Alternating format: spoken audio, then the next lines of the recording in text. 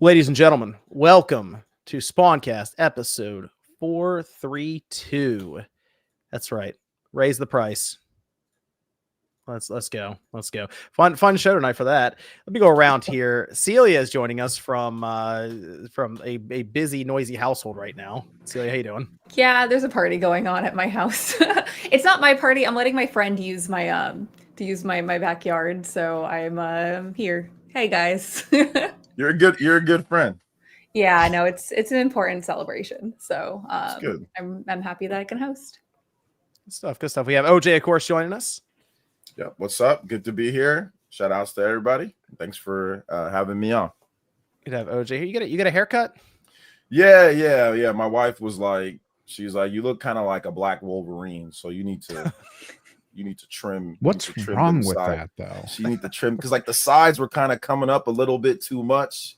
Yeah, so I don't have any claws, man. So I was like more like Bozo, though. Yeah, it was looking like Black Bozo or something. But yeah, I got a haircut just so. I mean, I think it's better now. So yeah, all right, good stuff. We got Evan. Wait, hold up, real quick. And yeah, I want to say one more thing. I went to a bar. My other barber, bro, he messed my hairline up. That's why I've been wearing a hat for so long. My man, he had me with the Stephen A. Smith.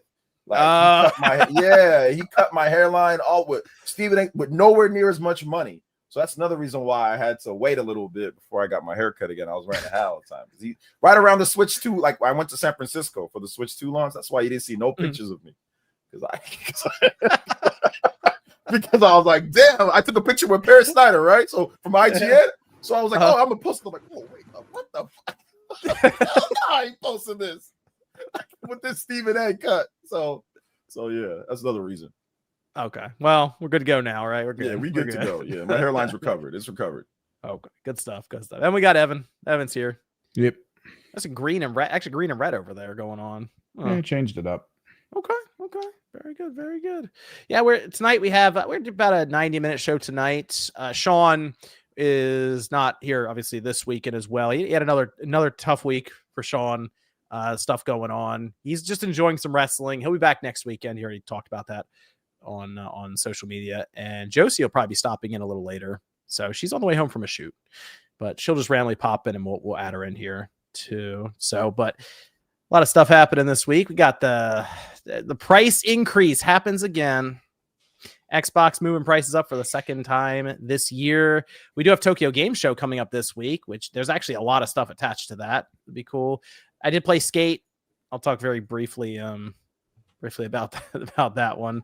And there was many Nintendo patents being talked about, but the one that was kind of interesting because it could be attached to a feature that people have long debated if it's even necessary, that being achievements, popped up again. So all that I'm going to start suing people for that use achievements too now. Yeah, since they have a patent for it. So all of that and more tonight. Let me go over here. I got to pull up the list of the prices for this Xbox. I can't believe what's happening with pricing right now on these systems currently, because here we go. Microsoft announced that increases will hit pretty much their range of systems now. We have the baseline. So if you take the Switch 2, the PS5, and the Xbox Series is like the current generation, we'll say, of systems. The baseline now would be that Xbox Series S 512 gigabyte model. That comes in starting at $400, which is crazy because that was a $300 system in 2020, and it's now $400. Going up from there, we do have the Series S 1 terabyte at $450, the Series X digital, that's no disk drive system, $600, the Xbox Series X, that's the one with the disk drive, $650, and then the Xbox Series X 2 terabyte Galaxy Black Special Edition, $800. We've arrived to the $800 system. It is a reality. Yeah. we are there. We kind of already were there with PlayStation 5 Pro. But this is, I guess, the Xbox Series isn't a Pro system. It's just it's the same one from, you get more memory. You get like another terabyte. But, you get 2 terabytes, yeah. Yeah, you get 2. But yeah, man, this is wild, right? Like, well, it's not quite GDP win, but it's getting there. They saw the ceiling go up and they went, there's room to grow. That Excellent. Frankenstein system, bro. That Frankenstein shit, you gotta put. Oh my god. Yo, that's a weird one. The GPD Win all I need is 5, a mortgage payment. Give me about a mortgage payment or two, and it's all yours. The one people are showing on social media for the GPD Win were like high frame rates. That thing's north of $2,000, which is crazy. And the battery is an external attachment battery, so it's not even in the system. It's also straight. It kind of reminds me a bit of the Sega Nomad, actually, now that I'm thinking about it. Where it had like the battery with a giant D battery pack that you take the Sega Nomad out. Yeah. But otherwise you do have to keep it plugged into the wall through I guess one of the USB-C charge ports, or it won't work. Bro, I'm sorry, that's ghetto as hell, man. Like it does feel it feels kind of weird to have to do that. That is ghetto as hell, fam. I'm sorry. That was kind of a strange one to see. I mean, the performance is good, but they're also like, hey, we're pushing some crazy amount of wattage through this thing to make it a reality that's just not going to work off battery. This is not a thing. So, I mean, that's the problem with those handhelds. I've had them offered to me before, but I don't know if it's that exciting to make a video on this, because most people are not going to get significant value out of it because they're just not going to buy it. I think it's way more interesting to be like, hey, look at this $60 emulation handheld that can handle Dreamcast and PS1 games, and it's $60, as opposed to here's a $2,000 handheld that can play your PC games. There is a I see what you're saying for sure, but there is a market for people that like looking at stuff that they can't get, almost like MTV Cribs or something like that, right? Or like that's true. Or like House Hunters $1 Million Edition. People watch that crap, and it's like, I ain't never gonna get a house like that, but it looks nice. Where it got revealed later that half those people would rent that house for the day to show off. It was basically Airbnb. Production would like rent a shit ton of cars, and the more ridiculous it was, the more fake it was. And that was like 90% of those shows, like the pawn shop shows, where you find out that the items being brought in came from their specialists to kind of just show off, or even like Pimp My Ride, like same thing. Like it's just kind of like fake. Dude, okay, so for Pimp My Ride, a lot of those cars were not street legal. The Firefall devs, the ones that made the bus that they couldn't take anywhere. Yeah. It's wild. So yeah, a lot of them like end up getting junked real quick just for the fact that they ruined them. Let me bring this up real quick. I saw that Dial-Up Chronicles says rip Billy from the Game Chasers.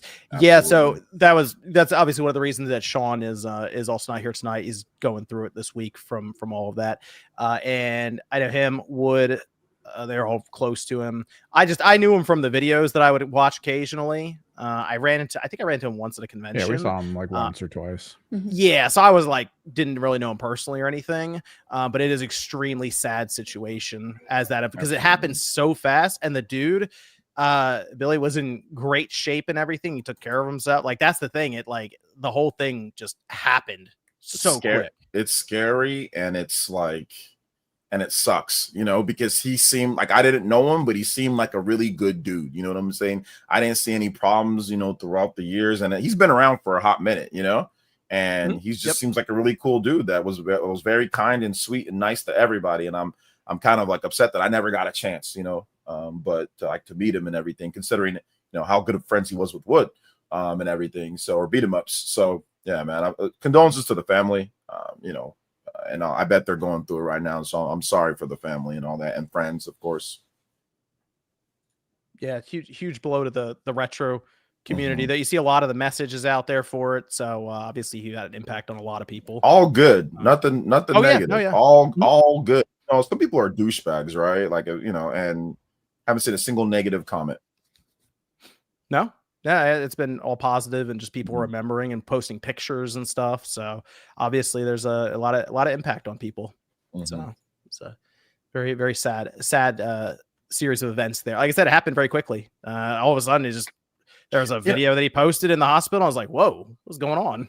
I saw the video and I'm like, okay, it looks like he's going to pull through. I was like, I didn't know about, I knew about him, but we're not obviously friends, but I saw he was going through it. I'm like, okay, in the hospital, looks like things are going to turn around, so it's very unfortunate. Yep. So there's rip Billy. A lot of messages in the chat. So, but yeah, sad situation there. Let me I see Josie there. Hey, Josie, how's it going? Hi, Josie. Hey guys, I just got off set, so I'm tired, but happy to be here. I zoomed home. Oh, good stuff. Good stuff. Good to have Josie here. We were just talking about, we just started up the discussion about the Xbox price increase as well, where we now have an $800 system on the market. I don't know if you saw the prices that got released. I did. Josie, Okay. Can I ask you a question, Josie? Please. Can I borrow $800, please? I don't know if I'm the one to ask. We're on a podcast with John here. I need an Xbox Series X. I need one. The 2 terabyte one. Once I stop being a nanny and have my own place, I'll be generous. But until then, I will keep that in mind. Wait, Josie, can we all borrow $800? Guys, I think I am not in the position. Hey there, Richie Rich. You're the one who made the smart one who offered decision to buy the Series S when it was $300. Exactly. Now it's worth $400. I knew it was like a stock. It's gonna go up. I knew it. I was just saying, Josie, you said I'm gonna come back for that 800. I'm not gonna forget. I care about people. If you need money, I'll give you money when I have a fuck ton of it. But until then, I need money. Really? Okay, so do I right now. So I don't know. I got you for 20. You need 20, 30. How much you need? I got you, Josie. Okay, thank you. Well, you're buy low, sell high. Just move that Series S. Precisely. Money on it, right? Yeah. Oh, that's why I invested in mine 3 years ago for Netflix, and here we are. $800 though on that Spammers, I do like it. I've played a lot. $800 on the Series X Galaxy 2 terabyte, or $650 for what was their flagship $500 system in 2020. That's the 1 terabyte Series X model. Your system is now $400, and this is. I'm trying to figure out. It was really difficult to recommend the Series X at $600.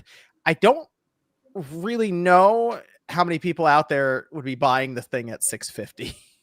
That's a tough sell 5 years in. It's got Game Pass. It has Game Pass. So does your PC. The Game Pass on Xbox is better. Yeah, everything is an Xbox though.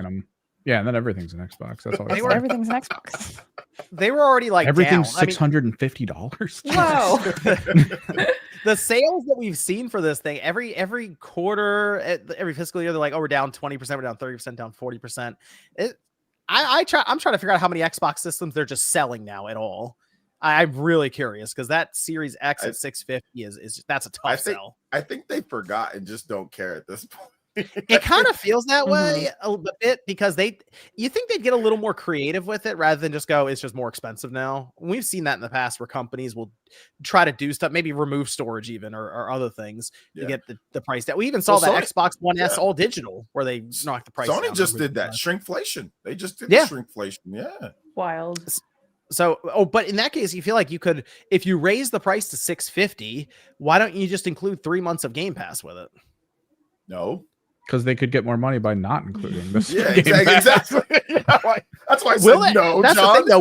What? I don't know if they will because I don't really know why someone buys this. If you're gonna go drop think they $650, you're not gonna be like, well, I'm only gonna do it if I get 3 months of Game Pass. Yeah, I don't think that. It's either you're gonna do it or you're not. You're gonna get the Game Pass. That ain't gonna be the tipping point. I don't know. Do something. Throw an extra controller. I don't know. Do something with that. But pack a game in there that people are downloading off of Game Pass anyway. I don't know. I think I don't know why they wouldn't pack a game in there. I can see that. Pack a game or two in there. Why not? Go ahead and throw Starfield in there or something.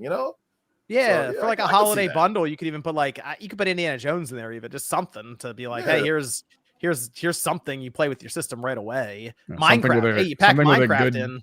Something with a good DLC to purchase later. Yeah. Right. Yeah. Exactly. Day one DLC like Pokemon. Yeah. Please give me more. Day one DLC.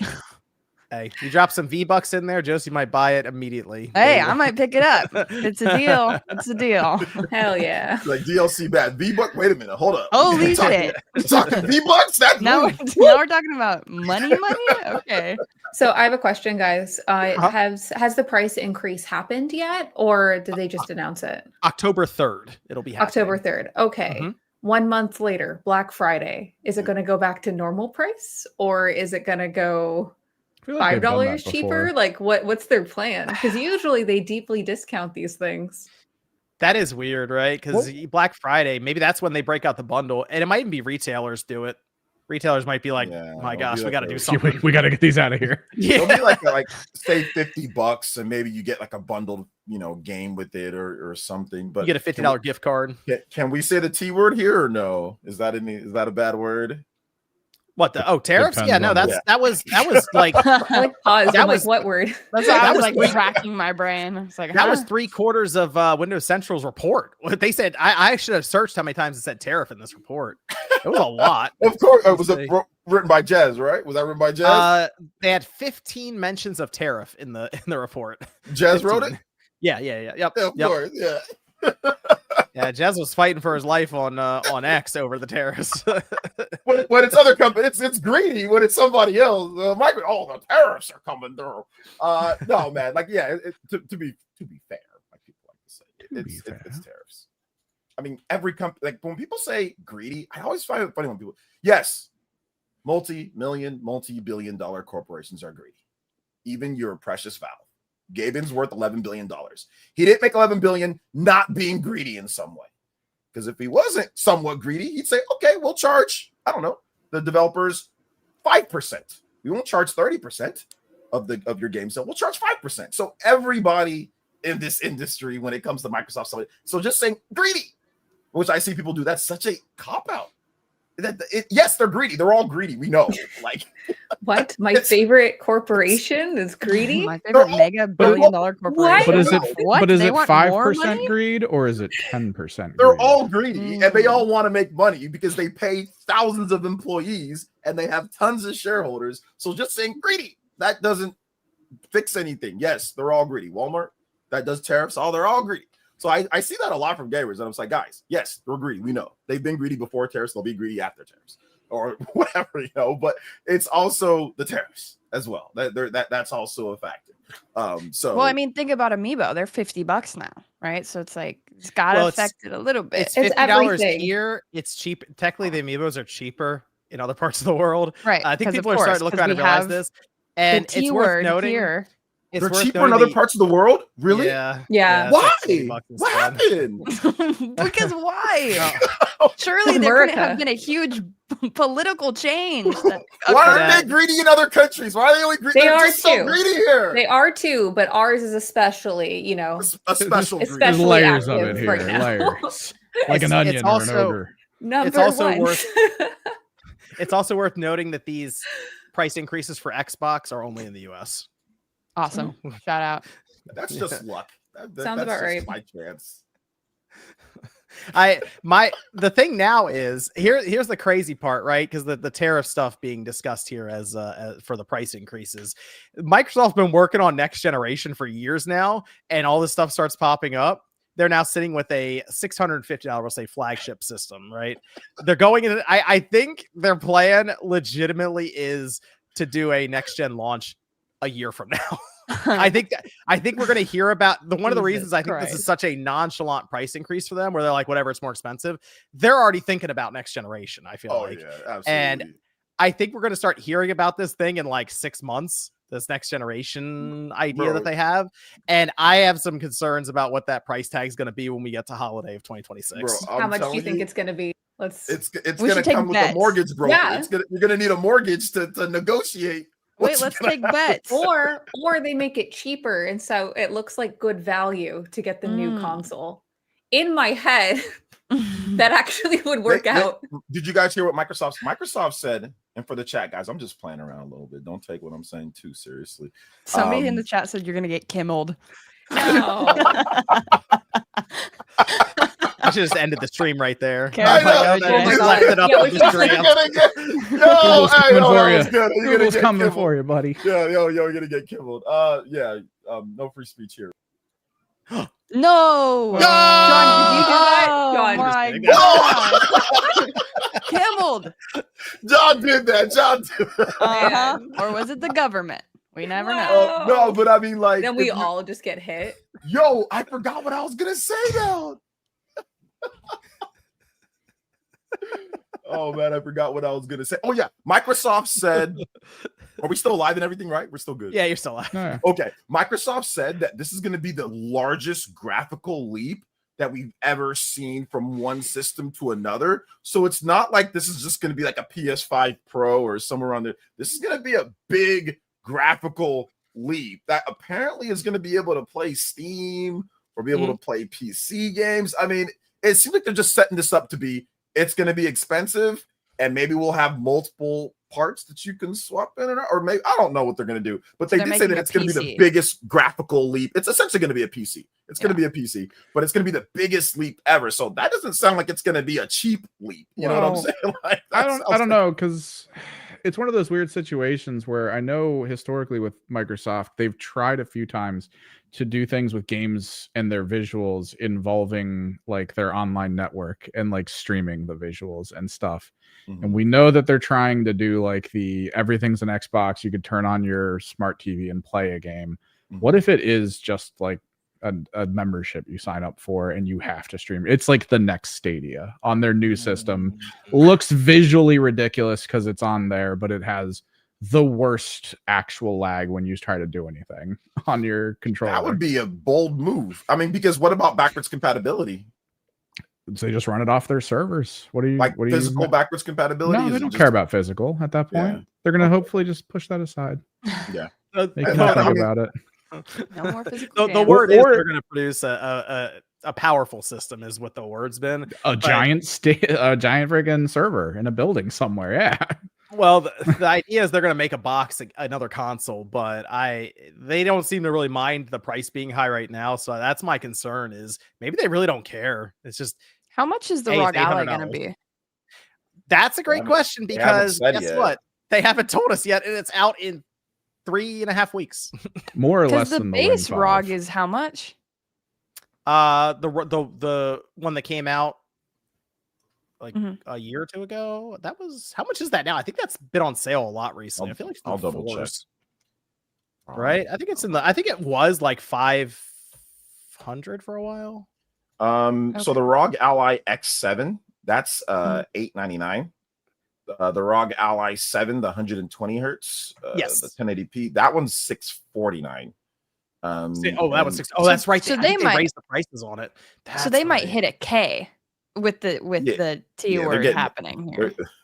They're getting China right now.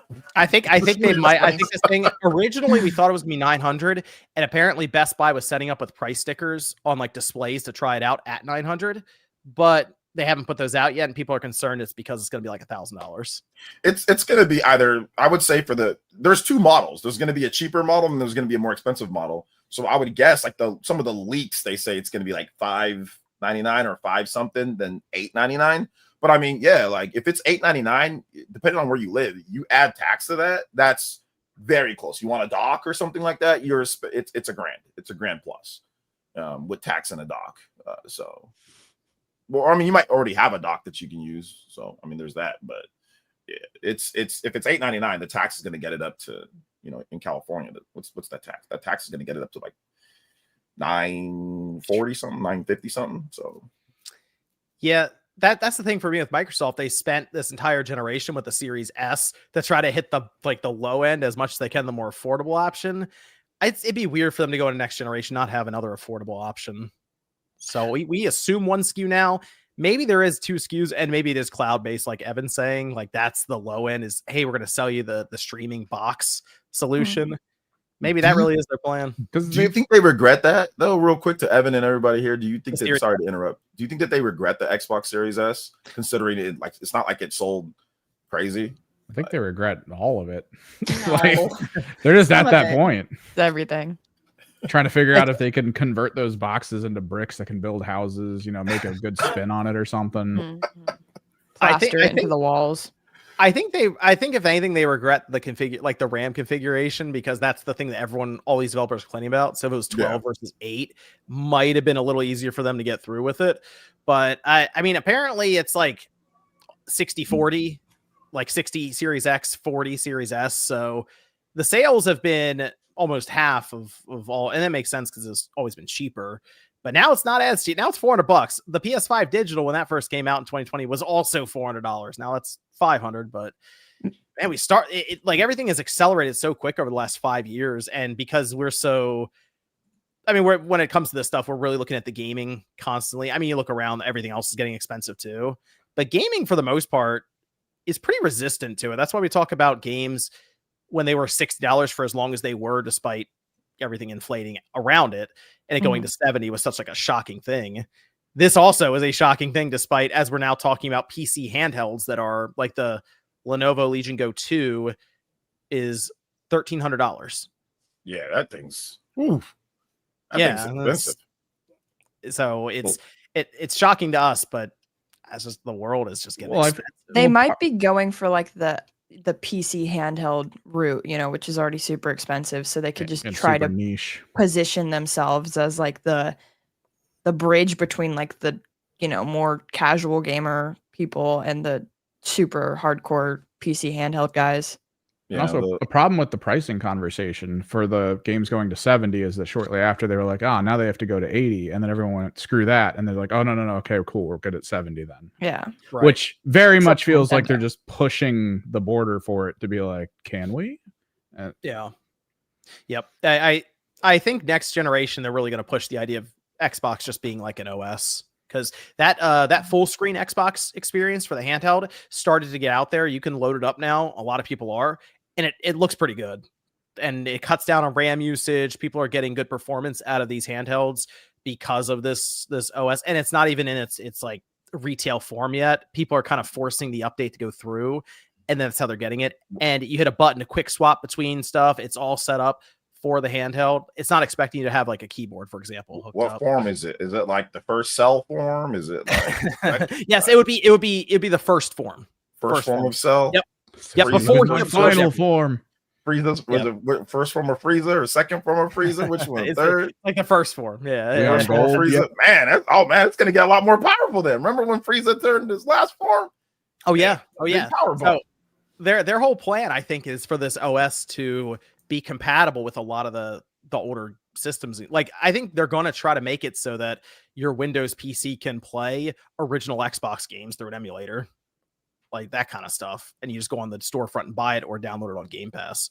So I think they have good plans. I just think it's gonna be tough with pricing. I don't know how you navigate that. I don't know any of these companies. Like, I expect now next year, I think Nintendo will probably, their Switch 2 probably go to $500. Yeah, you know what I think they'll do with that? I think they'll probably just drop the 450 model and just have the standard, just the 500 one. That's what I think they'll probably just end up doing. And just say, hey, let's do kind of like they did a little thing like that, but kind of like reverse, because like sales were bad. Like with the Wii U, they just like dropped the 350 and then just went said, hey, just do the 299. But I did look up the Lenovo Legion Go. Yeah, it's $1,100, like the base model. Lenovo Legion Go 2, the new one. Right. $1,100, like the base model of that one. And then it goes up depending on what configuration you want. But yeah, I can see tariffs affecting PlayStation again, potentially. And of course, Nintendo as well. Like we might get another price hike for PlayStation as well. We could. Yeah, it's tough. You got to plan out this next generation 4 to 5 years ahead of time, and then you're trying to figure out where you're going to be when it's time to produce these things years later, and it's not where they want it to be. You guys, okay. The good news though is that you're going to be able to. They're probably going to support previous gen systems. They're going to support a lot of stuff. So. It's not like you have to probably. Yeah. What was that, Celia? Oh, do you guys want to bet when PlayStation's going to do it? Unfortunately, when one console platform does something, others tend to follow suit, especially with pricing. So Xbox was the first to do this one again. So who's next? That's a good question. And when, there's a rumored state of play. What if they're like, and by the way, guys. That'd be the worst place to announce. Don't announce it there. In the beginning, they just come out and they're like, we have games for you. But before then, give us $50 more dollars. They just raised the price. So why not again? Why not 4 more times? This is pretty quick for Microsoft. They raised it in the summertime, and now 3 months later they raised it again. Microsoft doesn't seem to care as much as Sony. Sony is like desperately trying to keep the PS5 where it is for pricing. Like they're removing storage. It was April, John, wasn't it? April. Sorry, it was April. It was April because everyone said, "Oh, this is the Nintendo's fault that they're raising everything," and then Microsoft went back on it, and people were like, "Oh, well, still."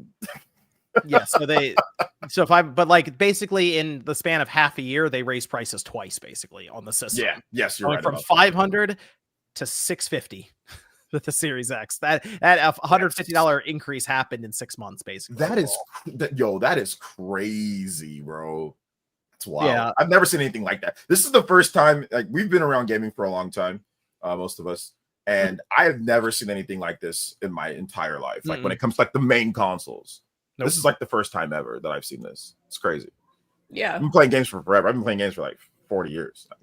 Well, usually they start to go down in price, right? So yes. And then they become rare. Then they become rare, and then they become expensive again, and then they skyrocket beyond where they were. They decided to cut that dip out and then just go right. Yeah. But at least you had time. You had time. You know what I'm saying? Like, that dip in 10 years gone. Yeah, well, the era of like the $80 2DS, I miss. That was so good. Yes, you missed. Oh my gosh, the 3DS in general, there was just so many different models that you could get for good prices. Even the DS had where you can just get a bunch of different models and different, like it was awesome. GameCube had that as well, where you can get a lot of the different GameCubes for good prices, and they were $100 at one point. I remember that. Yeah, you'd roll in, shelf stacked to the ceiling, all different types of games, $100. That, you remember that 3DS Black Friday deal where it was the Mario themed one? It was all black. It was the new 3DS. It was $100, right? Look that up on eBay now. It's crazy. It's like $400. Yep. And also like Majora's Mask, new Nintendo 3DS. That one's get pricey. I got that. I was lucky to get that one. But yeah, man, like that's just kind of how it is. Not at this point. That's just how things are going. Like inflation and tariffs are just kicking butt. There was a good report that was done by the game business, I believe. I think it was what's his name? I saw it pop up. I think it was Christopher Dring, and it popped up as all this was happening. Like it's almost like it was just in tandem. And it mentioned that the average gamer right now who's spending money is just getting older. Like we're up to, I think we're find the report. We're up to basically post college now for like mid to late 20s for average gamers who are spending money. Yeah. And the majority of households that are spending right now are just about, it's gone up from 37% to like 44% in the span of a year. The household income is over $100,000. So they're moving into the position of, it's not really the younger gamers like section anymore. Because how the hell are you supposed to afford it when you're younger and don't have any money yet? Exactly. It used to be marketing to parents to convince them to buy it for their kid, but we now are the age that, so it definitely makes sense. So, but here it is. Yeah, but even like in college, like it was a while, it was like 20 years ago. But when I was in college, like, yeah, we were broke as hell, but we can still, we can still go out and get a few things here and there, But like now it seems like if you're a college kid, I don't even know if you can really, unless you make sure you got to sell some other things, but it just seems like it's plasma. Plasma. Yeah, I saw that plasma. Get your whole frat together to do it and get your Xbox. Oh, here it is. Boys.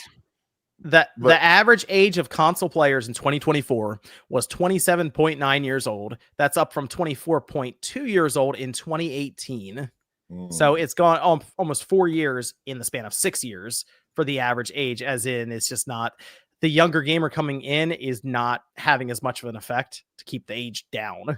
Yeah, so Nightfly has it like you have to choose between eating or buying a game. You either eat for a week or you get the new game. And that's the thing. We're like, oh, well, younger gamers aren't coming in. They're closing the gates, basically. Like you're just pushing them away, be like, oh no, you can't come in. Oh, it's too bad they can't come in. It's like, all right. Yeah, or they play like one game, they play which is going to be a free to play most likely. Right, exactly. It's going to be Fortnite or something like that, or Apex, something that you can get into and not have to spend money on. Yep. Yeah. Yep. And it's now would be the time 5 years in where you'd be talking about even a younger gamer buying in because the system's half the price that it was when it first came out. Right. At the beginning. And instead we're going the wrong way, which is also concerning because the other thing that they had pointed out, the game business, this generation is falling behind in terms of active units So we already know that with the PlayStation, it's behind by like 1.5 million sold versus PS5 versus PS4.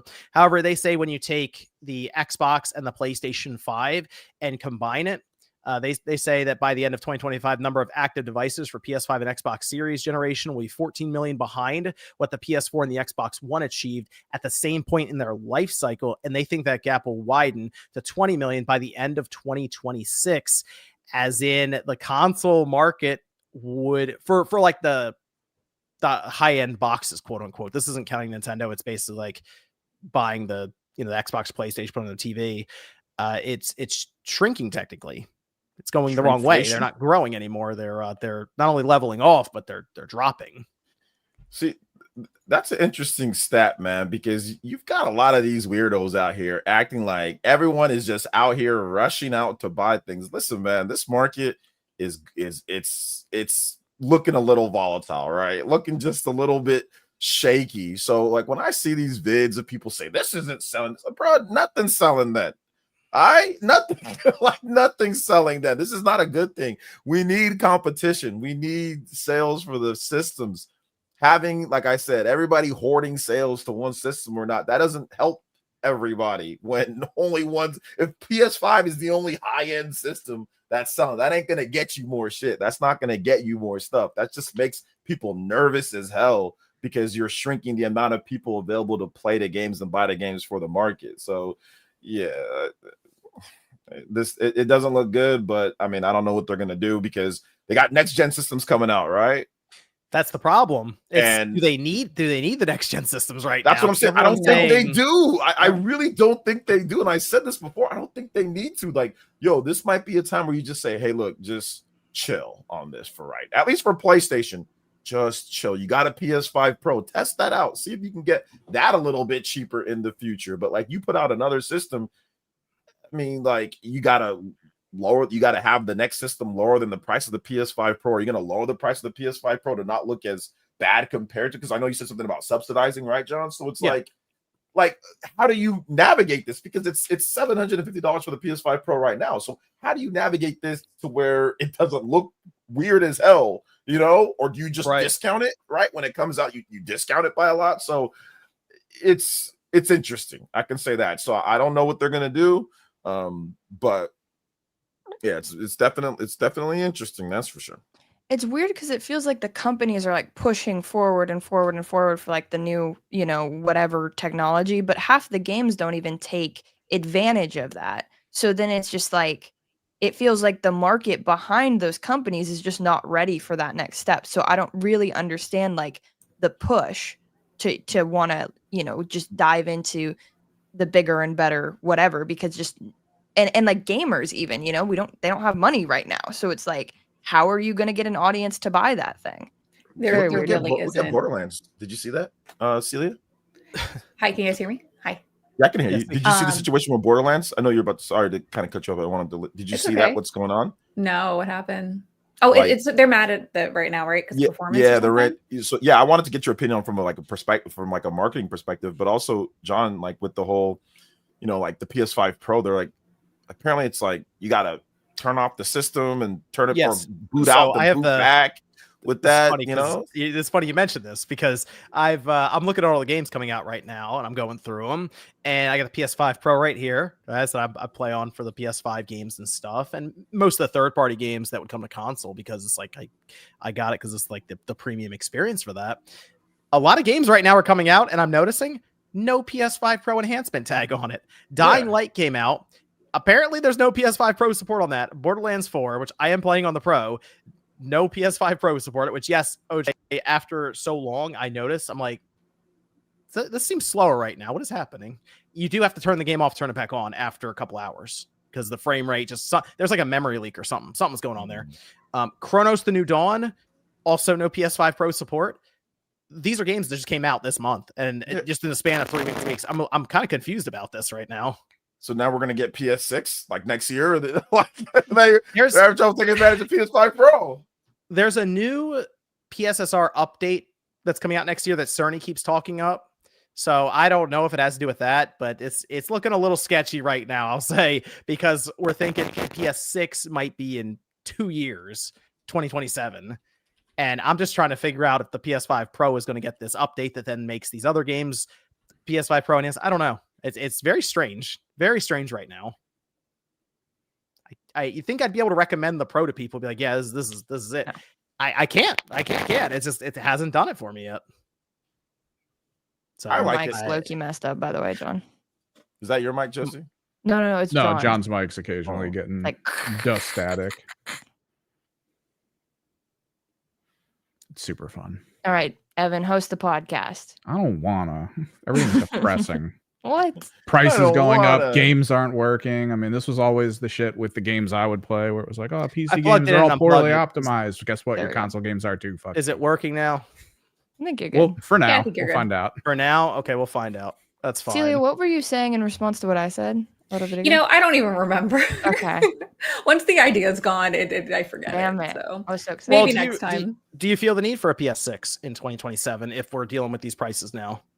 2 years. Personally, no. I know that the reason that they want to keep on pushing, because, you know, at the start of a new console generation, you know, looks really good for sales because, you know, people are excited and they want to buy games, so it can help stimulate the market. But I feel like right now, like as we stated like previously, you know, the economy is in a way different state than it was at previous generations.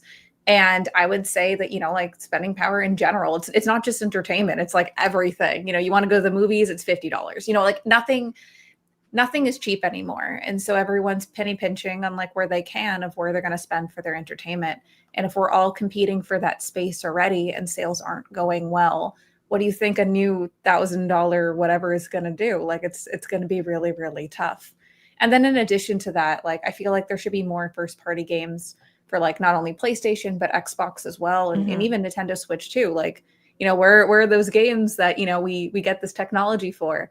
And like Josie made a really, really good point about talking about, I think it was Josie, that made a point of talking about like the technology of like, you know, the consoles aren't, you know, they're going like all this crazy, but like the potential of it's not being met with the games. But like, what's the incentive to do that? You know, not necessarily having the most power is necessary for what we're putting out on those consoles to begin with.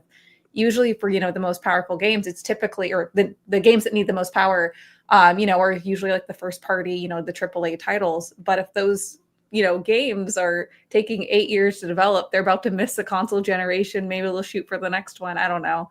I just feel like the old style of releasing consoles for launch doesn't work in this market anymore. Just in the space, it just...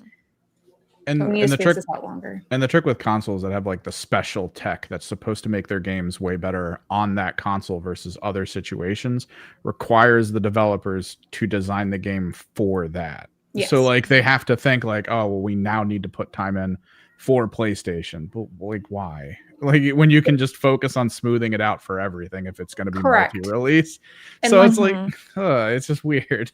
And then it's also with that, to jump on Evan's note, you know, the development spend of that. These games are already, every game is expensive, you know, to make. And if you're like focusing on features for that console, like whether, you know, you have to kind of have that balancing act of like, if we do include those features, what exactly are we going to get out of it as well, using that development time? Like, will we get more will we get more sales and result of that? Will we get more platform support? No, then what's the current point? So like, there's a lot to consider for it, and unfortunately, it's a balancing act. Also, when you, for PlayStation in particular, when your old messaging is we want to make live service games, the thing that makes live service games work is a large community. If you're going to constantly increase the price of your console and price people out, you're going to have a small community trying to play live service games, and it's not going to work. It's just a dumb thing. Like, yeah. I would, everybody, at least a lot of people in the chat, I'll say, and also G Million here is a member. The static. Oh, is it staticky? It's I think it's just going to keep happening. I can unplug I can reset it. The interface. I can read the super chats. Go for it. All right, I got you. In a sultry voice. As we give a shout out to G Million. 2030 for 2027 for PS6. Go ahead. Where do I start, Evan? I don't know. I do not have access to clicking any of this. Do you have the account? I do. Did we read this baddie? No. Okay. Vilehorn with 199. Should we go 2.5 hours to start next gen console fund? I'm going to leave in like 15 minutes, I think. But you guys got that. Yeah, go ahead. It's a player essence on YouTube. Just go ahead and just drop it all there. I'm the most broke out of all of them. Josie needs to give me money. So like it is what it is. Wait, time out. Josie needs to give all of us money. Yeah, I think it's $800 was the decided on amount. Guys, I don't have Amish people make a ton of money. I've seen them in Rolls Royces. I've heard that too. Under the table. I'm not Amish. Yeah, Amish people, they got like all that, like, This is like like a windmills and like joke. bread turning and all that. All right. Yo, Still got that. going. Pyro with the $5. Nintendo money hungrily attacks anyone and everyone. Microsoft is insanely desperate. Sony chased a live service dream. What can possibly happen next? I'm hoping for the heat death of the universe. That's the new one. Money hungrily. Money hungrily. I like that. Hungrily attacks. It's like, yo, they charging. Dial up with 199. Rip Billy from the Game Chasers. I watched RGT's video about that and nearly cried. That was so sad. Right, Okay, I think it. I unplugged and replugged it. We'll find out. Okay, all right, good. you take it from here, John. Black Friday going to be hilarious. Discount to original price before tariffs, then back up. Shout out to Ben's 310. You might be better off for real though. No cap. I'm not Deal. just trying. You might be better off just investing in it right now, like a Switch 2 or something, before that thing goes up or something, you know, or Xbox or whatever. It might go up again if you want one, or PS5. You could sell that used for like $200 more. Like, come on, why not? Lemstar says this Xbox dude is going to have Colt Eastwood applying at McDonald's or Walmart. No, he responded. He didn't see his response, Lemstar. He said He wasn't happy. This is great.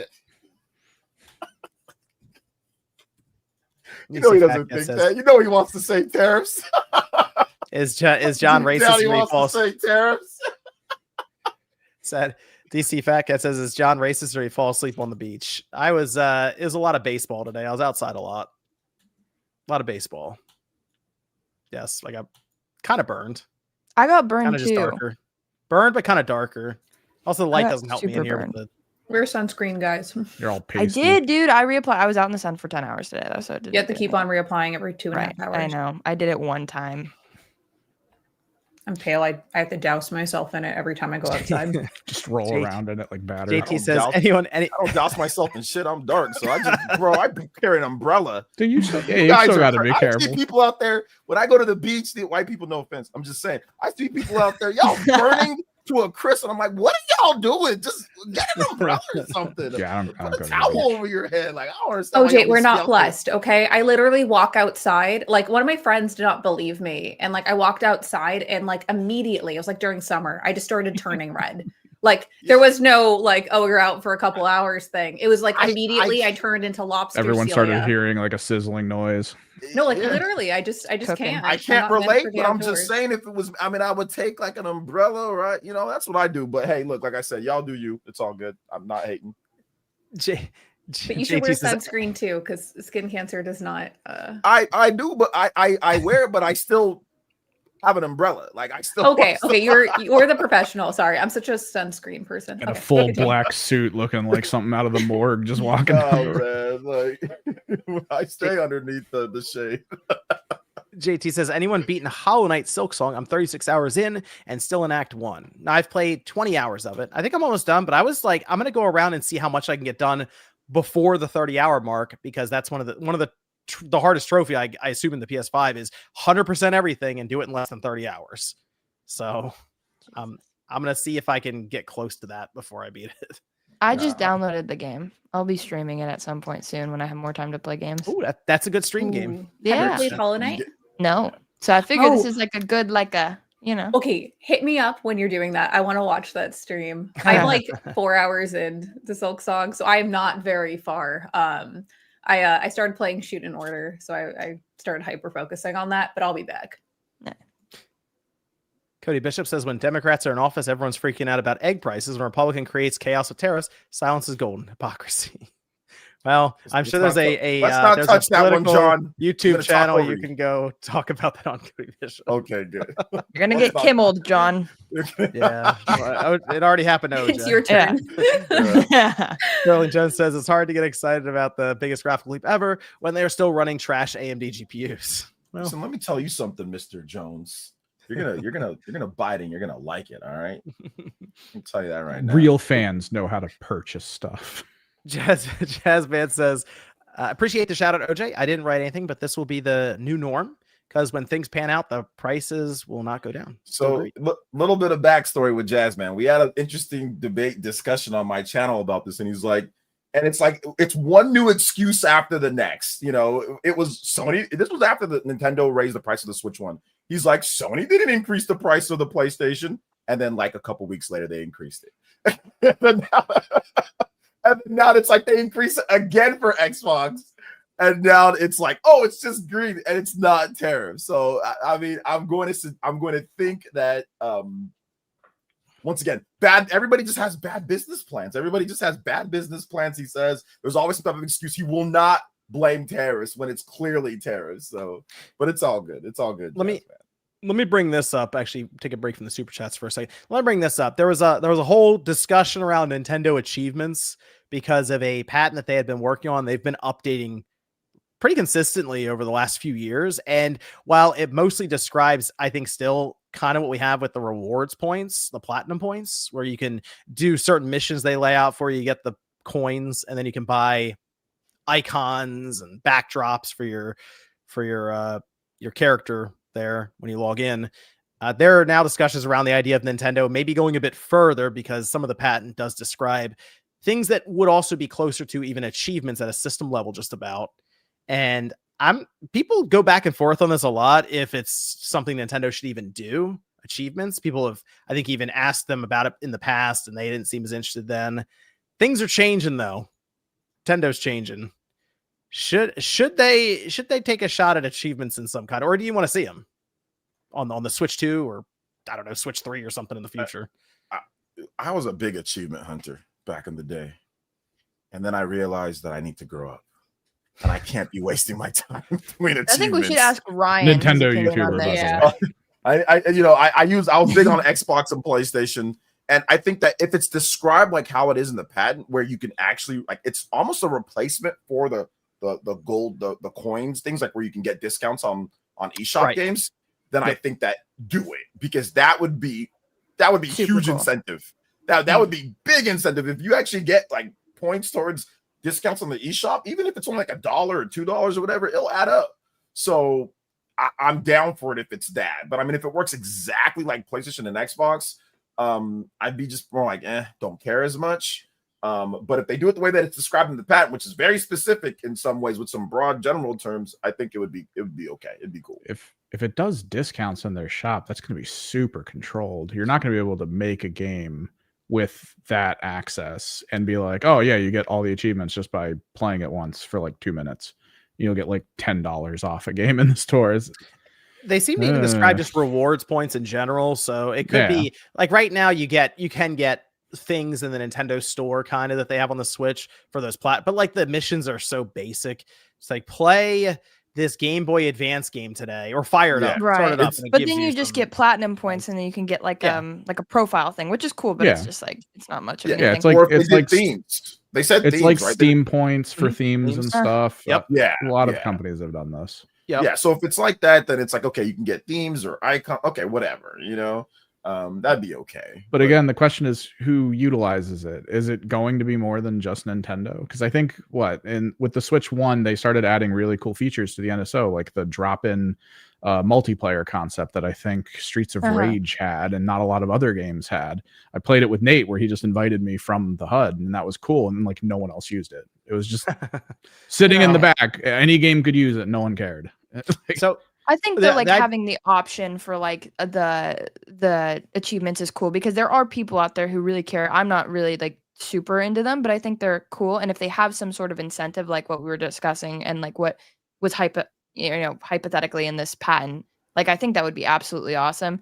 But even if it's just like a basic achievement system like it is with Sony and Xbox or similar to what those consoles have, like I think just having it as something for people who like to do that, is like a decent thing. It's surprising that they don't have it, to be honest. Yeah. Like not even a basic one. Well, it seems like it would promote engagement, and that's what all three companies really want to talk about now. And they'll tell you how many active users they have each month, and how many people are buying in the store and participating and turning on their system every month.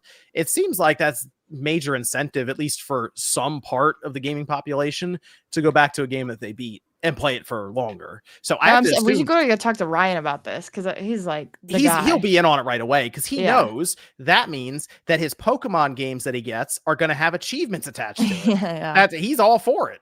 He's in. You know, that would go hard for the Pokemon community, because they play those games to death.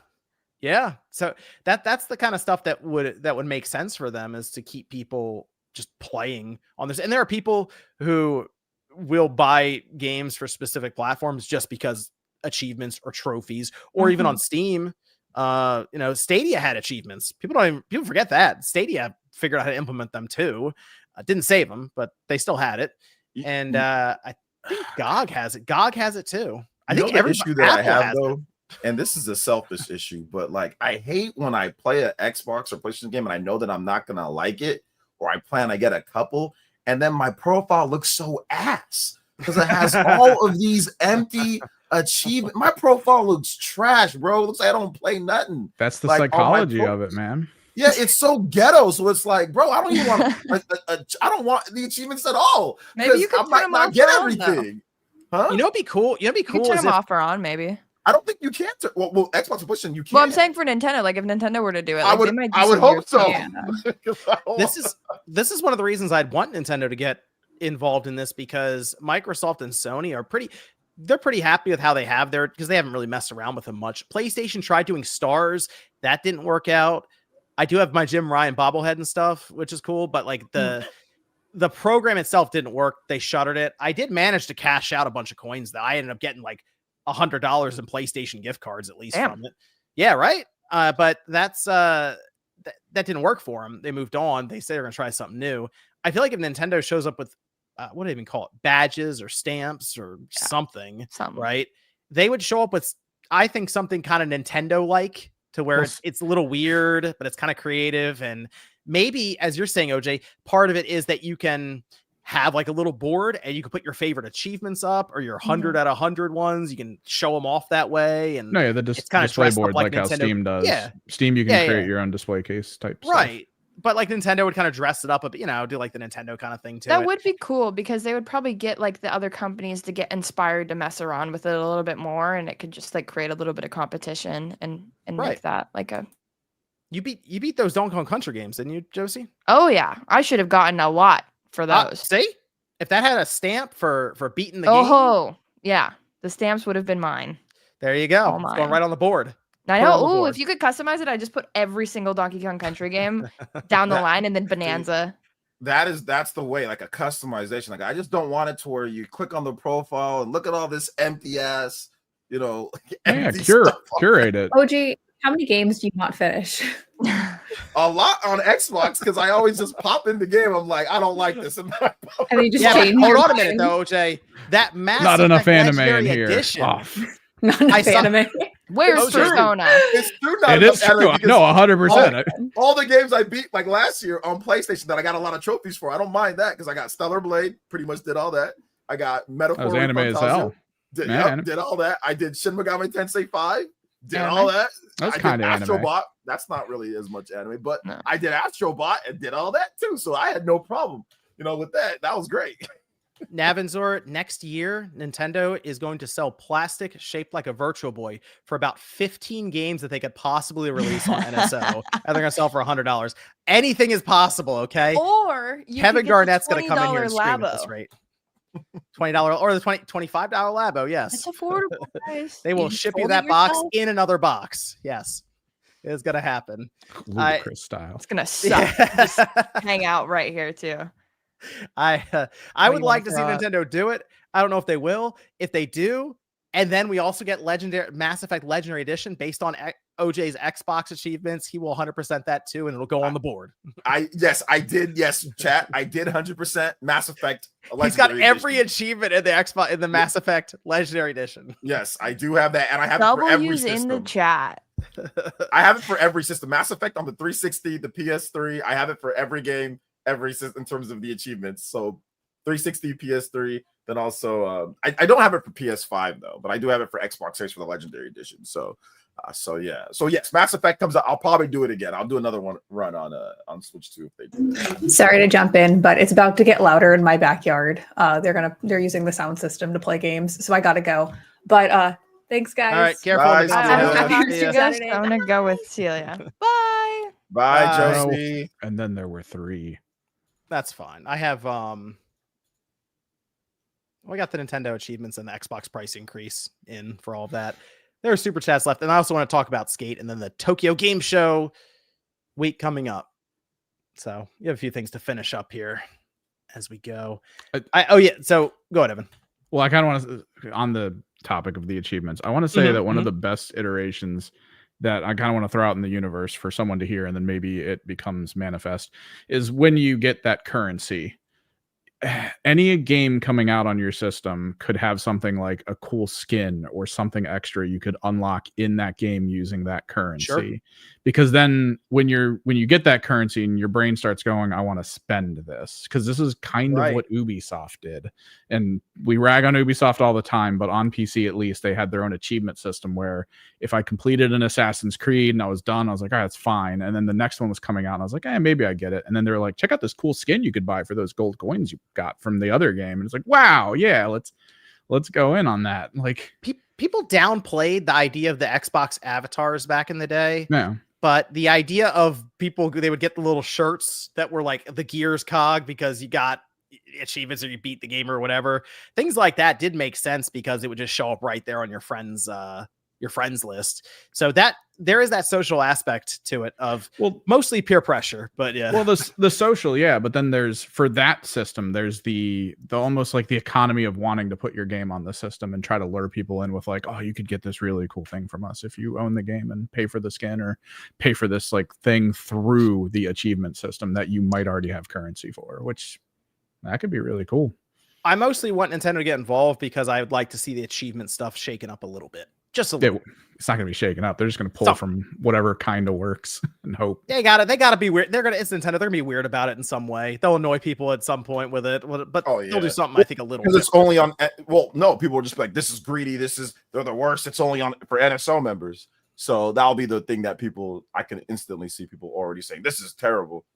So if it's NSO only, yeah, it looks like it's going to be NSO only. It'll be NSO only, but then like plus $3 a month or something. Like you can get your achievements for $3 extra. Upgrade packet. Yeah. It's let me talk about. I'll talk about Skate here. I saw someone ask it in the chat. You talked about Skate. I have not talked about Skate yet. I will do so now for a few minutes. Okay. Watch any of the fun bug videos. The infinite flight into the sky. I've run into a few myself. The game is so. Super launch. To be fair to this game, it is free. You can download it. You can just play it on. It's on PC. I think I had over 100,000 people on Steam playing yesterday or something. So people are checking it out. I played it on PlayStation, and I spent some time, probably maybe 6 hours playing this game. Actually, I wasn't sure how into it I'd be as a free-to-play game because immediately I start thinking of all the warning signs of how much of this game do you actually get. The download, you know what I mean? So I download it's like 6 or 7 gigabytes. So once again, I'm like, okay, what kind of a game are we dealing with here? And I get into it and I start playing. I'm like, okay, this is Skate, but what else do they have for me? The game is actually pretty good.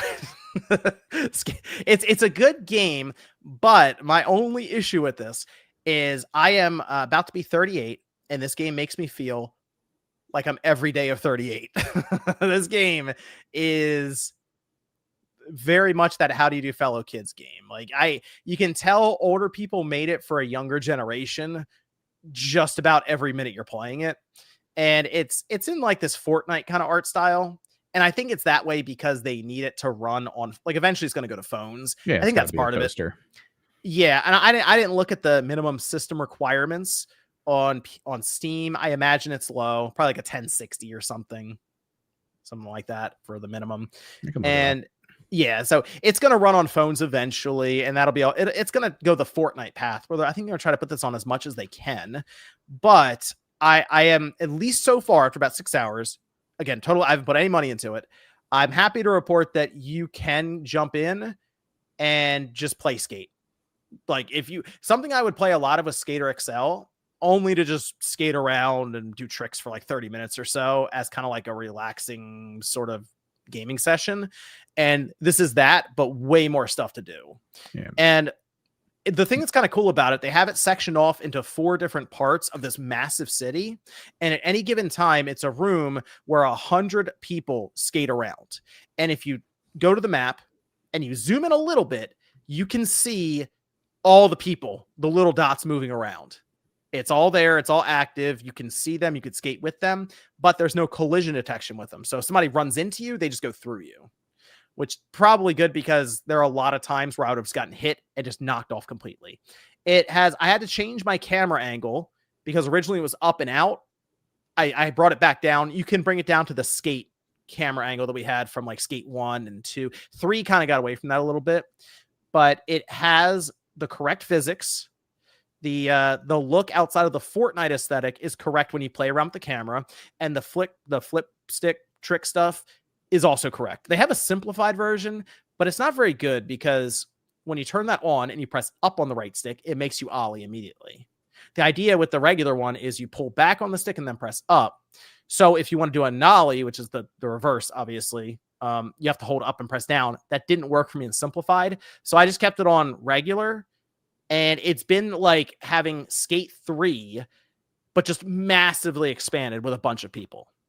Now, all that said, there are microtransactions. There's plenty of them. And there's loot boxes. So they've kind of gone back to the old days of this thing. They keep throwing there's like the play currency and then there's the real money currency. The play currency just lets you open up loot boxes, and I'm getting, I don't know, shoes and boards and decks and trucks and shirts, but it gives a rarity value to it. And I have no idea how it works because the rarity value that I have on my white shirt is like blue. It's like kind of like rare. And then I have an interesting looking fuzzy peach shirt that's like green, which is uncommon. So like the regular white shirt is rarer than the peach fuzz, weird looking green shirt. I don't know. But it is geared towards a younger audience, and I assume they believe that it's free to play. Kids, high school, they'll be able to just pick it up and start playing. PlayStation 5, Xbox Series. It'll come to Switch too eventually. I would be shocked if it never does. I figure that might just get announced by next year, and they might make the move on that. But I do like it. It's an easy recommendation because it's free. It's about 6 or 7 gigabytes. And if you've been curious about Skate at any point in time, it's not easy to play it now because you have to go backwards compatible from the 360 to the Xbox Series. Otherwise, you have to get a PS3 and fire up Skate 3. So far, so good, I think. It's fun. I'm going to keep playing it. But I know key credit because it is buggy, but the bugs are fun. Like from what most people say. My person fell. This is at one point, and he crumbled into almost a ball. And he tried to get up, but his arms were backwards, and he couldn't. And it took a minute for him to kind of reset. There's really animation issues, but then there's one where if you emote right before you do a trick, you infinitely launch upward. I haven't done any of the emotes, which has a fun effect because it almost looks like the world. They actually made like a whole globe that the little city sits on because you go atmospheric and you're staring like the world. It's really weird. It kind of feels a little bit like Underground 2 as well, because there are times where they make you do stunts. They go jump off the roof and just skydive, and that's like one of the mission things they have. Just try to land in they have like tubes in a construction area. See if you can land in one, and your guy will just smash into the ground, and then he just gets right back off. I know though, key criticisms, it is online only.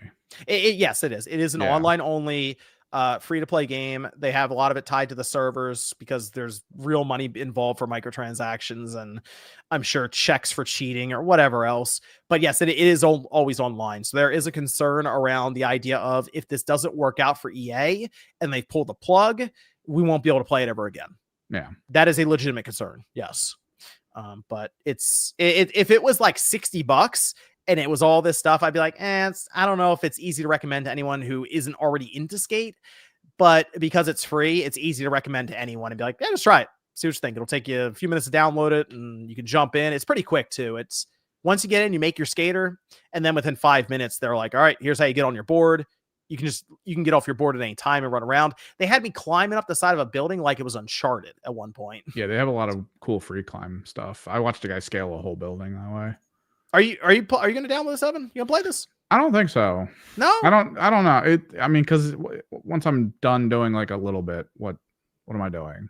Like, well, they have once you open the map, they have missions and all kinds of stuff you go to, and every time you do one, they have like you level up. So you have each neighborhood you level up, and then you get different gear and other things from that as well. And the other thing that was interesting is they have an entire park builder or park editor that's built into the game, in that if you press, I think it's up on the D-pad that I have, or no, down, you can just drop railings or ramps wherever. Yeah, and you unlock those as you go too. They've got all that, but that's just you getting cosmetics to see if you can do some tricks. I mean, it opens the game up for eventually they release a pack that you have to buy for $10. It's a bunch of interesting things you can then put in to do tricks off of. Like it. Well, they say. Okay, yeah, they say right now any of the things that would be money related would be cosmetics only. But even then, like I said, a lot of the cosmetics you can earn. Like I said, the cosmetic of a really cool trick thing you can do, like a rail that sparks as everything goes everywhere. It could be stuff like that. I thought about that. If you're grinding, would they have like sparks or things flying off your board?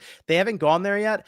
I could see that. But for ramps or railings and stuff, they say it's all stuff because I get the railings when I level up, or when I open like one of these little loot box things, I get like a new like railing that you can put over a gap or something. So it's pretty fun. I mean, it's easy recommendation for someone who's just curious because it's free and you try it out. But it's kind of cool. I like it. I was not expecting to like it going into it.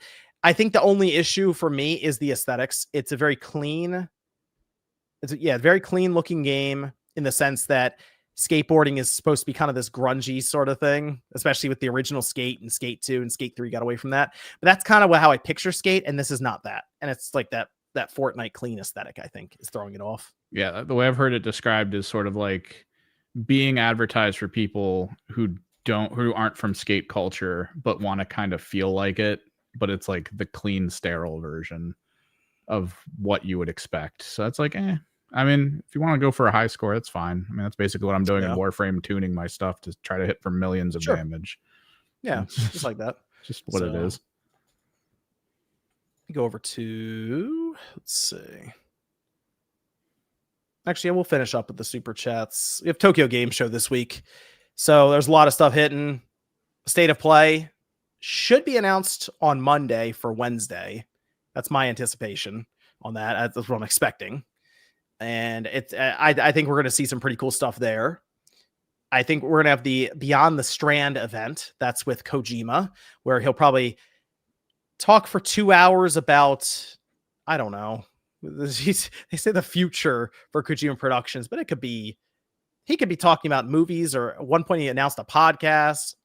Who knows? I'd like to think he's ready to talk about OD, but Kojima could literally just talk about himself for 2 hours. So that's very possible. People would tune in. It'd be good. They absolutely would. Yes, that would be a thing. And it's just an episode of MTV Cribs, but him. Like, that's all it is. I will say, out of everyone, dude, it'd be so weird. It'd be so interesting to see Kojima's like house and how he has everything set up, because there's some weird stuff in there. Yeah, you're gonna walk into the front door. It's gonna be no furniture, just all washed white, and look like the scene out of the Matrix with the gun racks coming in. He's like, yeah. We have the Xbox live stream that'll be taking place Thursday, 6 a.m. Eastern, 3 a.m. Pacific. OJ should be streaming that, so keep an eye out for that one. I didn't even ask you, OJ, because the time zone difference is here. For me, they're 13 hours ahead. I'm sorry. So for you, it's rough, because a lot of the stuff will happen at 2 a.m. your time. Yeah, I think I'm good on streaming most of that stuff. The Xbox live stream, we should have Forza Horizon 6 announced. That is the plan from what I've heard, and it will be based in Japan. Yeah, I can Forza Horizon wait. Man, I'm ready for that. That'd be cool, dude. That'd be awesome to go to Japan with Forza. Yeah, it'd be like Tokyo Drift or something like Sure. That's one of my favorite movies. Like the tuner scene, that'd be awesome to have. Like, yeah, that'd be really cool. But it ain't worth staying up till. No, I know. Yeah, that's what I mean. It's gonna be tough when the way Tokyo Game Show works. It's always overnight for us when stuff gets announced. Now, man, it'd be really cool if somehow, like Scalebound or something crazy like that was brought back. That'd be like, all right, I should have streamed it. I expect them to mostly just announce there'll be some Game Pass stuff, I'm sure, that they drop from some partners in Japan. And, Ninja Gaiden 4 will get another push there, I'm sure. I'm curious if they have any other surprises outside of Forza Horizon 6. That'll be big for them. Forza Horizon just has a ton of players for that game. Went to PlayStation, did really well even. So that should be a big announcement for them. Oh, Evan, there will be a Battlefield single player live stream.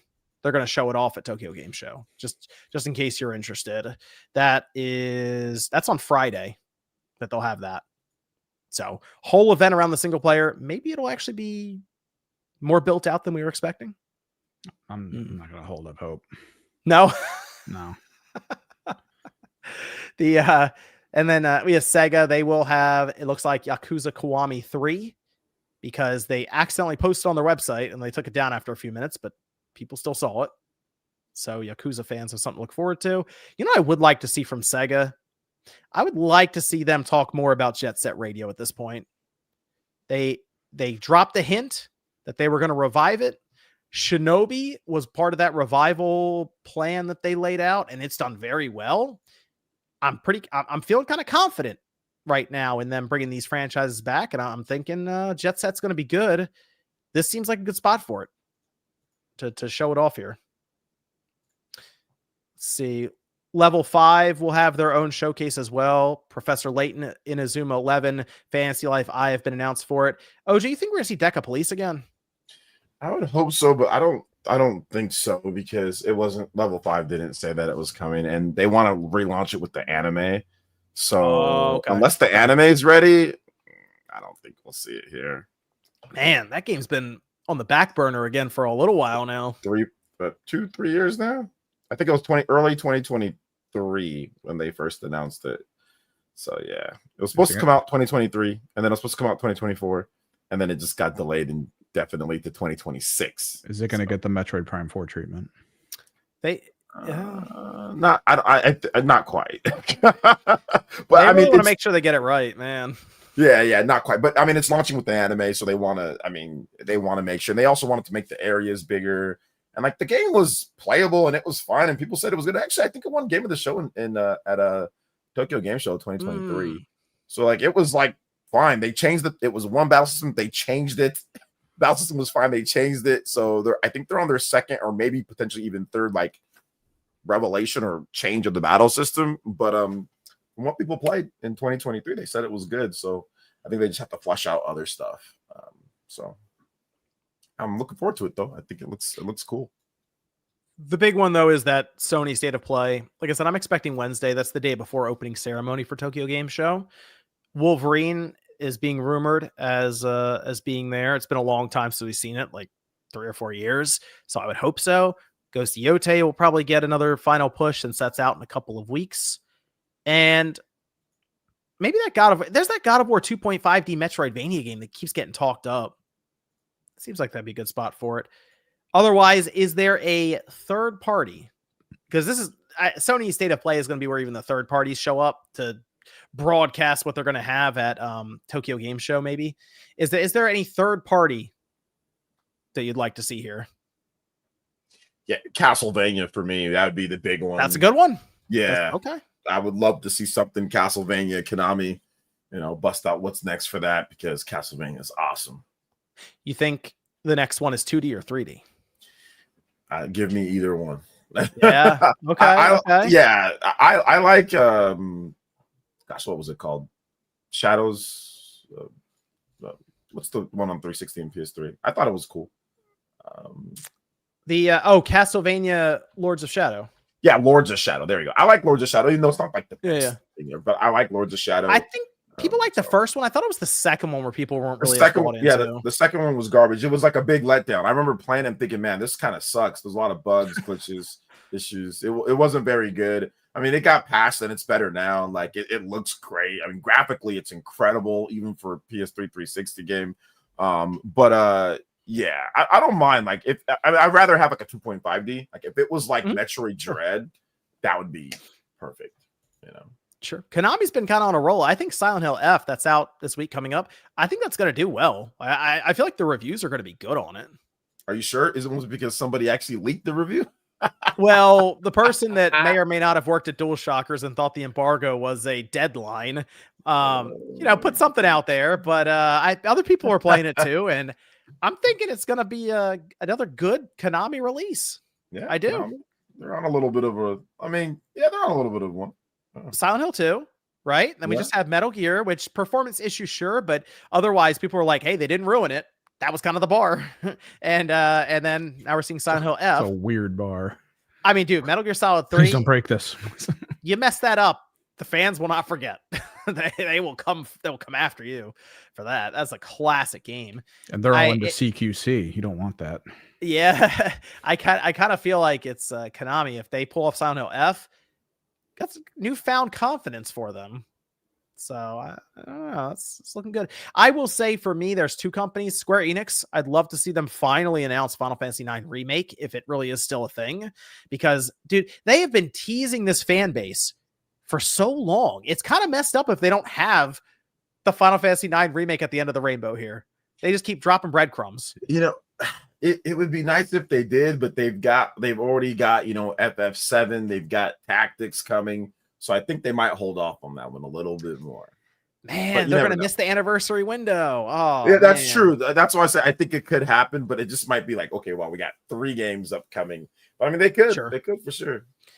And the other one for me is it's going to be Capcom, and they need to do the big reveal for Resident Evil Requiem with Leon. They got to give us the trailer where you see him.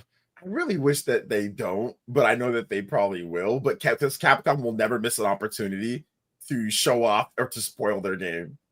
Capcom never misses an opportunity to spoil their game. So he's a big selling point for the game. Yeah, exactly.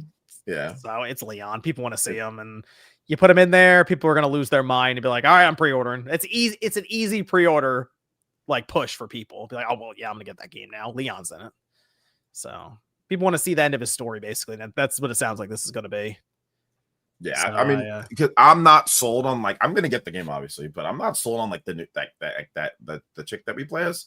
Mm-hmm. It's just not someone that I feel like right now that I'm like, oh man, I can't wait to play as her in the game. But Leon, yeah, you add something in there with Leon, then it becomes, something that my favorite Resident Evils are Resident Evil. I love Resident Evil 4 and I love Resident Evil 2. Those are my 2 favorites. And sure, Leon, there you go. Yeah, Leon's the main character of both. So yeah, so definitely Leon would be it would actually make me more excited to pick up the game. And now they have the standard third person in there along with the first person, because guys like me complained. So switch between the two. We bullied them into doing it to Resident Evil Village. We bullied them into doing it. They said, hey, we're not going to worry about it down at this point. So Roland over on X actually said that most likely the announcement might be at Nintendo event for Final Fantasy IX, since in their own words, trying to connect it to Nintendo. Shout out to Roland over on X. Hey, partner showcase. I'll take it at a partner showcase anywhere they can get Final Fantasy IX Remake in front of us to show it's still a thing. Yeah. I'd like to see that. I think a lot of people would like to see that at this point with how much it's been teased. It's going to be a fun week ahead of us. Okay. Sonic Racing Crossworlds also comes out this week alongside of Silent Hill F. There's a lot of excitement for Sonic right now with that. Mega Man's going to be a guest character in the game. A lot happening. A lot of late nights and probably super early in the morning press releases this week. So it should be good. Let's see. Doge says there's no such thing as greedflation. That word is used by detractors. Shift blame from government policies to business owners. Vote with your wallet. We have, look, it's me with the glasses. Nephilim Death Squad, thank you. Completely blown out with the gamma all the way up. Cody Bishop says RFK Jr. is blaming games for violence again. Did he cite Mortal Kombat 1 or 2 from the 90s? I feel like that's cyclical. Where we're back there again, aren't we? We're heading back. Life is cyclical. Original Grant says, guys, some of the quick news out of the way. Let's get in the bigger stuff. Hey, got to put that on a shirt, although it probably won't fit. I did, and no one bought it. Man. Hellman says, keep in mind, Gen Z and Alpha are small. Millennials are the second largest gen after the boomers. Or kids. Says the data. DC Fat Cat says, play a real game sponsored by DraftKings. Hey, we don't get paid by DraftKings. Not sponsored by DraftKings. Zoom says, is Max right? The future of gaming is portable. It might. The future, we already have cell phones. Well, I mean, the portable nature of games is something that people can look to as the convenience factor, adding a lot to it. So, I mean, these mobile chips are getting more and more impressive every year, it seems. You know, whenever Valve does the next Steam Deck, we'll get another look at what could be more of a mass market device that's not going to be $1,200. I assume Valve will try to get $500 or $600 out of their handheld, you know? And then we'll see where we are really, because you can show us an awesome chip, but then go, and it's $2,000, and a lot of people are going to check out right there. So yeah, because I mean, it's either that or you get a person who shows off, yeah, you can stream stuff to your phone, and even on a basic network, it runs really smoothly. And there you go. You've captured a massive market. Yeah. So portable, though, I think it's going to be much bigger as we go along. Yes. Nomad says, when I was in college, I got lucky that modded Xbox 360 and burning games to DVDs was a life-saving era. Hey. People were flashing those 360 DVD drives constantly back in the day. Even classic Xbox. My roommate had a library that had a whole Xbox classic section that he just went to every day to grab a couple discs and move them over. That OG Xbox, still a good system to get in mod. Oh, yeah. It is pretty sick. There's a lot of HDMI out solutions now for it. We just plug it in. Great system to mod the original Xbox. You can buy whole arcade boxes. It just sits right in. You can hook it to all the controllers. People load up like coin ops and you're off and running with a bunch of arcade games. It's really cool. Let's see. SOT says, I don't know what was a more satisfying victory this week. Finally playing and being Hollow Knight or successfully getting a refund on Borderlands 4. Well, yeah, that's about right. Did Randy tell you to do that? He's not a real fan. Else he would have figured out how to keep that game. They keep increasing prices, and it just makes backlog more appealing. Beat 24 games this year. Still over 300 on backlog already paid for. Zoop says, my entertainment to spend on is YouTube, Twitch, Bottle Drink, DoorDash, Gotcha Games, Discord. What's left for gaming? Both time and cash. Zoop. Hey. Might need to have a man-to-man talk, fam. Kunai says, is everyone excited for Metroid Prime 4? I am. Yes, I'm excited. At least 2 out of 3 people here. Yeah. There you go. That's pretty good. At least good odds. Good percentage. Yeah. It's passing grade. Says this static is John in his max headroom era. So Chris Sean Baum says games and consoles getting too expensive. I have a solution. Bring back blockbusters. Rent games again. Hey, don't tell us. Don't tell us. Tell the companies that are trying to get us to all digital and get rid of that. I mean but that's what technically. I mean, you're paying a monthly fee on a streaming service through them. That's their version. It just doesn't go to Blockbuster. It just goes straight to Sony or Microsoft. The Blockbuster days, man. That was it right there, and they'll never know. The kids will never know. They'll never know. What a shame. You know, the other day I looked up around me rental stores. Nothing. Not even is Rent-A-Center. Yeah, is Rent-A-Center still around? Because at this point it's renting hardware, which that's how you're going to be getting your new consoles. Like a Movie King, some kind of mom and pop store somewhere. I'm like, how far would I have to drive? Wherever it is, it's more than 100 miles. So, yeah, that's a shame. There used to be so many of them around here too. All gone. I worked at one. It was great. Yeah. It was not. Hook on. L says a big reason to buy new consoles was to keep up the new TV tech. Sure. Yeah, HD, DVD, 1080p, 4K. We have no new advancements for the console sell. So that is true. The 1080p era, HD era, DVD era, all that stuff. You're right. That did move consoles for us.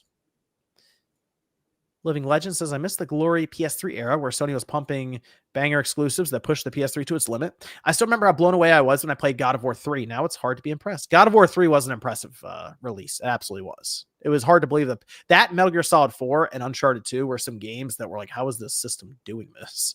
I don't understand.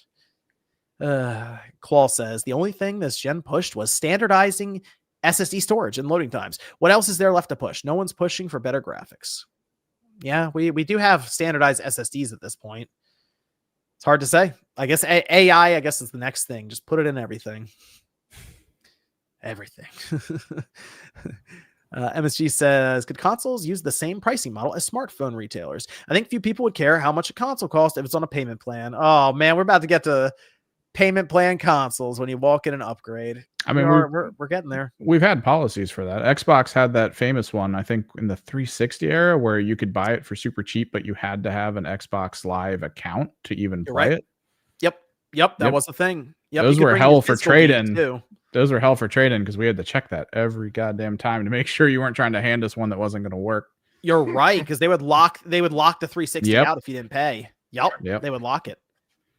And you got your Xbox 360 repossessed.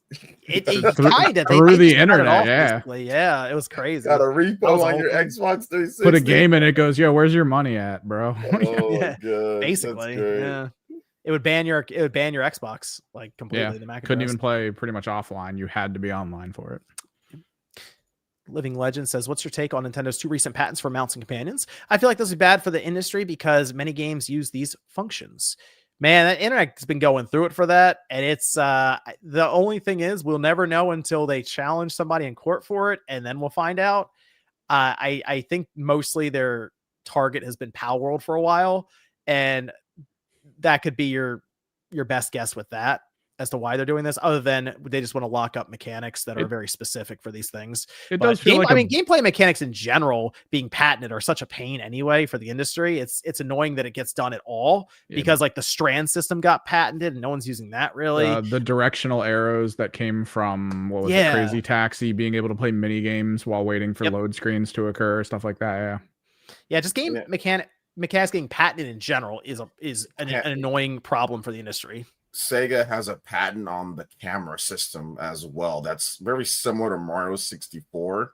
There's a patent on that. Sony has patents on like auto trail systems or like auto the where you need to go system. Yeah, they have patents on that. People just go nuts. Obviously, they went nuts about this. YouTubers picked this one up, but there's patents on all sorts of stuff. Most of the time, it doesn't really mean much.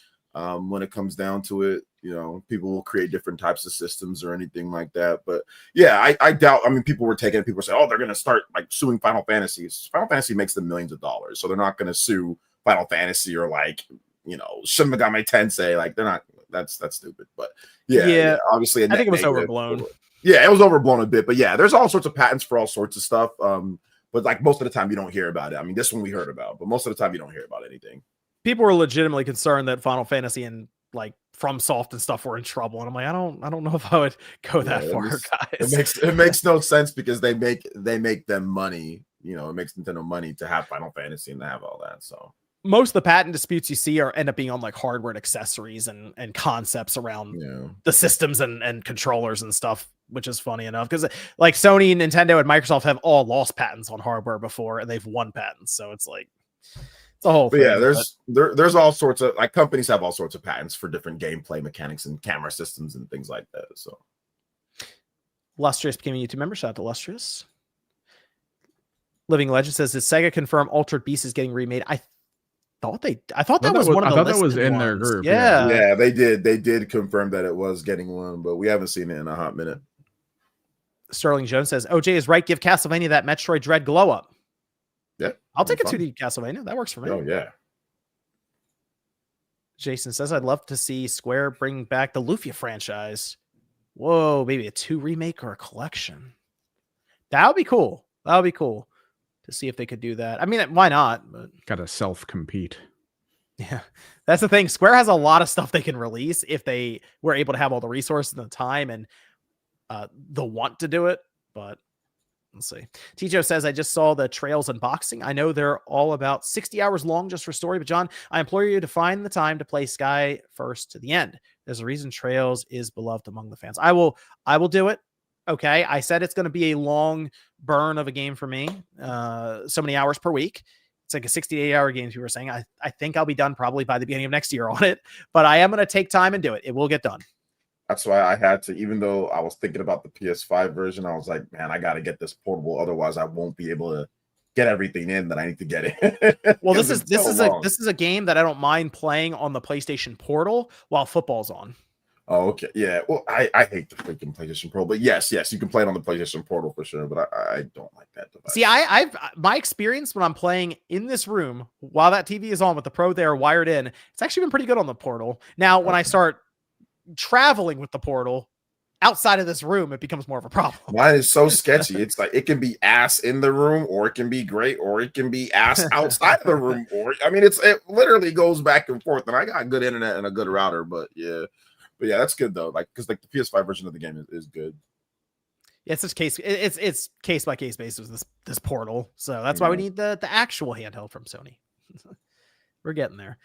Cole says, remember in 2011, 2012, Microsoft said, buy a Windows 7 laptop, get a free Xbox 360. I miss those promotions. The Xbox still served me well. Hey, they did like back to school promotions a lot. I remember that, where you get an Xbox so you can study. So Calenshaw Indie Game says, I know RGT is the Meta Quest enthusiast here. He is. But did you see this week Meta is promising fully AI generated Horizon worlds very soon? RIP. AI is going in everything. Get ready. I feel like they promise a lot and then we never see it. There was supposed to be like full body scans or something. Oh gosh, that sounds horrifying. You're going to be using AI a lot without even realizing it, people. I'm telling you, it's going to happen. Your phones, computer, whatever. You'll be using it. You won't even realize it. That'd be a whole thing. Kunai says, do we know why Nintendo didn't announce Mario Kart World DLC during the Direct? I don't know. It's not ready to not announce. Ready. Yeah. This is simple. I think they're prepared to roll through the holidays with Mario Kart World as like one of their big games as it is. But who knows? I mean, they could announce something free update next month or something randomly for the game. So we'll see. Newswave will be AI generated. Who knows? Who knows what the future holds nowadays? YouTube might just replace me with me. And that'll be crazy. That's everything. Will it have the same input lag that we keep getting from like using it? Because that'd be great. Maybe. I think that's everything there. We're good. Let me go around here. OJ, sir, where can everyone find you? Yeah, you can find me right here on YouTube, Player Essence. I had a bunch of videos talking about Resident Evil Requiem for the Nintendo Switch 2. Talked about the Xbox stuff. Got cool videos coming up, some cool projects that I'm working on, like always, top 25 games, top all-time games, things like that. So if you're into that type of stuff, check out the channel, Player Essence. And I stream pretty much daily. I think I take a day or two off during the week. But yeah, I stream all the time. We have fun. We joke, talk about stuff. I answer a bunch of questions. So yeah, if you want to go subscribe, I'd appreciate it. Player Essence on YouTube. And thank you, John, for having me on. Thank you, Evan, for having me on as well. Mecca Omar did ask, anyone heard of anything Yokotaro is working on? It got to be another Nier, right? We got to get Nier again, right? Yeah, right? Probably another one. Nier? I think there's another Nier coming. That'd be my best guess. Who knows? Anything can happen. New IP or something. Kind of feel like another Nier game is coming up. So it's been a little while. So Evan, where can everyone find you? You can find me on socials, YouTube, Twitch, Kimmerix Project. We do tabletop stuff. I've been trying to figure out for the past couple of months which direction I want my YouTube channel to go. We might stream a little bit this week, though, because I got a tournament to prep for, and I figure it's more fun to do it with people. So, I think I saw Liam in the chat mention StreamYards. Let me just double check if there was a message over there real quick. And okay, I see you, Liam. Do you guys think we have most of the enhancements for past Switch games we're going to get, or do you think a good portion of the first party library will get some sort of patch? Those Kirby, Xenoblade, and Pokemon games need them. I think Xenoblade will get them. I think that'll be kind of a point. And when Monolith's ready to talk again, all of a sudden we'll hear about some of the Xenoblade. Like Chronicles X very clearly is going to go to 60 frames minimum. Like it's going to happen. Yeah. I think they'll just say, based on like when a game is coming out, they might say, hey, we have they even have like a dedicated segment for Switch 2 editions of games, not free patches, but Switch 2 editions, like for third-party games in the last Direct. So yeah, I can see them doing like some games, but is it going to be like all of them out at the same time. No, they're going to stretch this thing out for probably the generation. They'll drip feed them. Yep. Yeah, they're going to stretch them out for the generation in terms of free updates and in terms of Switch 2 editions. So it's not going to be like, I'll drop that once or anything. Yeah. So we'll see. I think they're going to do a lot more of them though. Yes. And we'll probably for the next several years. Yeah. But got you there, Liam. I think we're good. All right. Thanks everyone for tuning in. Appreciate it. We'll be back next Saturday night, 9 p.m. Eastern time, RGT returning, and the whole week of craziness with Tokyo Game Show and State of Play. It should be a lot of fun. And we'll see you guys then. Don't get Stephen A. haircut.